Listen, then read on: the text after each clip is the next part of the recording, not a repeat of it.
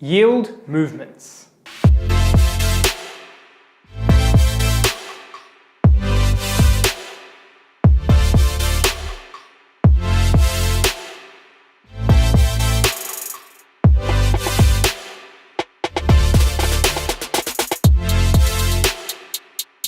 When you're looking to purchase property, you might be looking around the internet for some advice. You see one advisor talk about buy cash flow, only look at that, the yield. And then maybe you see another advisor talk about don't look at high yielding property, consider growth, because the high yielding stuff won't get you growth. But one thing that's actually missed out of this whole conversation is yield movements.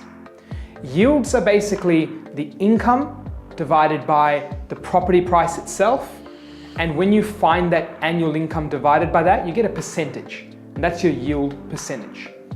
And so when you're considering yield, what is high yield? Because sometimes that's actually distorted in what that actually means. Some people consider high yields of 5 to 7% because they might be sitting in a city where it yields 2 to 3%. Example being Melbourne and Sydney. Some people might think you have to go extremely regional and high yields mean 8% plus. Now each of their properties carry their pros and cons, but the word high yield is so broad that sometimes it's actually misinterpreted. When it comes back to yield movements, what you're actually looking to do is let's look at the psychology and the shift that's happened when there's been certain places that used to be priced here and now are priced here. Perhaps they had yields that were here and now they had yields here. So going back to that Sydney example, let's take a suburb out west. I live in a place called Glenwood, something new some of you may have learned today. But Glenwood is in the western suburbs of Sydney, northwest to be precise, and about 10 years ago, the median house price for a 3 or 4 bedroom home was around 500 or just above 500,000. Now, close to $1 million, that's a big difference. So when you're going through that, you can actually see, A, there's been a huge price change over the 10 years, that doubled to some extent, or close to it. But at the same time, what's being missed out is the yield movements. Let's go back to 2009. In that 2008-2009 period, yields in Glenwood were above 5%, and some even above 5.5 and some close to 6%. You may now be wondering, those yields are quite high. Well, actually, those yields have moved. Now those yields are sitting between 2.5% to 3% roughly in that suburb. So if you were looking back, you would have said, oh, why would you buy out there? The cash flow's high, the yield's high, you don't want to go there, you want to go inner, the yields are much better. You would have avoided that whole suburb as a whole perhaps based on that mythology.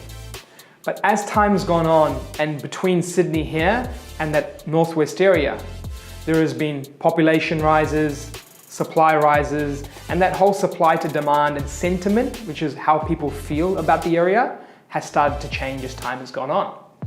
So when you're considering that straight away has gone from a property that yield is too high, that's too far out, I wouldn't buy there, to now being, oh, that's a nice suburb to live in. That yield is low. Is that one of those growth properties because the yield is so low? No, that's just been yield movements because the price has moved faster than the income. So when you're making these considerations, yes, you can have that forever debate of yield versus growth.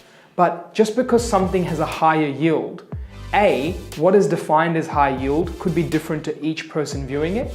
And B, time and time again, we've seen places move from middle to outer rings or certain areas where population and demand has expanded, yields were higher at one point, but the yield movement has come down. Now this example goes even beyond residential property. It actually even goes to commercial property. Here's two types of commercial properties out there. Warehouses, medical centers or medical facilities. These healthcare assets and warehouse assets were yielding 8, 9, 10, 11% sometimes and beyond net. But then as export goods, certain sales in the warehousing space that required that, as well as the aging population and the security of healthcare assets in terms of commercial properties started improving, the yield started to come down, prices started to go up.